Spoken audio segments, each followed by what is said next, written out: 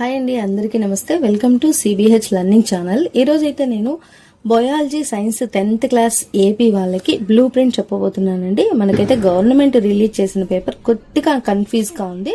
దానివల్ల నేను ఇలా లెసన్ రాసి మీకు క్లియర్గా అర్థమయ్యేలాగా రాశాను. చూడండి, ఇది మనకు గవర్నమెంట్ రిలీజ్ చేసిన పేపర్ అనమాట.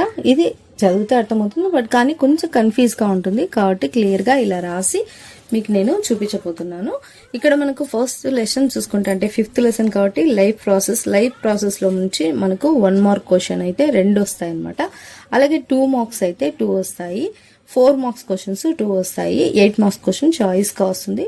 ఇక్కడ మనకి 14 మార్క్స్ అయితే ఖచ్చితంగా ఈ లెసన్ లో నుంచి వస్తుంది. కాబట్టి ఈ లెసన్ చాలా ఇంపార్టెంట్. ఖచ్చితంగా ఇందులో అయితే 8 మార్క్స్ క్వశ్చన్ కూడా, 2 marks questions, 4 marks question, 1 mark question మనం నేర్చుకుంటే చాలా మంచిది. ఆ తర్వాత 6th లెసన్ లో మనకి 2 మార్క్స్ క్వశ్చన్ 1 వస్తుంది, 4 మార్క్స్ క్వశ్చన్ 1 వస్తుంది, 8 మార్క్స్ క్వశ్చన్ 1 వస్తుంది. ఇది కూడా చాయిస్ గా ఇస్తారు మనకి. ఓకేనా అండి. 5th లెసన్ 7th లెసన్ మనకు చాయిస్ గా ఉంటుంది. కాబట్టి ఈ రెండిట్లో ఏదో ఒకటి నేర్చుకోవచ్చు. టోటల్ గా కలిపితే మనకు 6 మార్క్స్ అయితే ఈ లెసన్ లో నుంచి ఖచ్చితంగా వస్తుంది. ఆ తర్వాత 7th లెసన్ లో నుంచి 1 మార్క్ క్వశ్చన్ 2 వస్తాయి, 2 మార్క్స్ క్వశ్చన్స్ రావు, 4 మార్క్స్ క్వశ్చన్ 1 వస్తుంది, తర్వాత 8 మార్క్స్ క్వశ్చన్ 1 వస్తుంది. టోటల్ గా కలిపితే మనకు 10 మార్క్స్ అనమాట. ఆ తర్వాత మనకి 8th లెసన్ లో నుంచి మనకు 2 మార్క్స్ 1 మార్క్ క్వశ్చన్స్ వస్తాయి అనమాట. ఓకేనా. 1 మార్క్ క్వశ్చన్స్ 2 వస్తాయి. ఆ తర్వాత ఇందులో 8 మార్క్స్ క్వశ్చన్ 1 వస్తుంది. టోటల్ గా కలిపితే 8 మార్క్స్.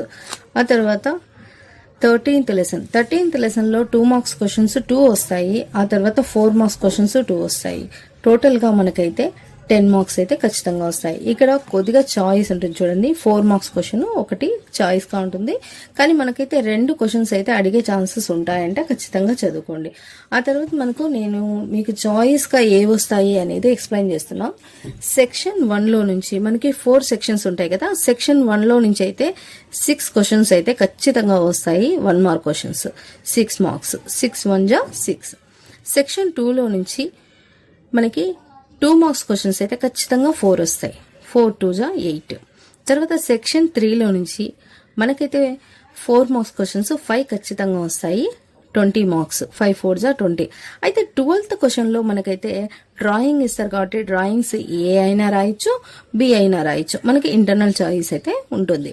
తర్వాత సెక్షన్ 4 లో మనకి ఖచ్చితంగా 2 క్వశ్చన్లు 8 మార్క్స్ క్వశ్చన్స్ అయితే ఇస్తారు. ఇక్కడ మనము గమనించాల్సింది ఏంటంటే ఏ క్వశ్చన్ కి ఆ క్వశ్చన్ చాయిస్ ఉంటుంది. 16th క్వశ్చన్ లో ఏ అండ్ బి ఏదైనా రాయొచ్చు, 17th క్వశ్చన్ లో ఏ అండ్ బి ఏదైనా రాయొచ్చు. చూడండి, చాలా ఈజీగా అర్థమయ్యేలాగా అని అనుకుంటున్నాను. ఈజీగా అర్థమైందనేసి ఎవరైనా టీచర్స్ కూడా ఇది చూడండి, మీకు టైం సేవ్ అవుతుంది. Thanks for watching CBH learning channel. ఇలాంటి మరిన్ని వీడియోస్ కోసం ఛానల్ అయితే సబ్స్క్రైబ్ చేసుకోండి, లైక్ చేయండి, ఏదైనా తప్పులుంటే కామెంట్ చేయండి. Thanks for watching CBH learning channel.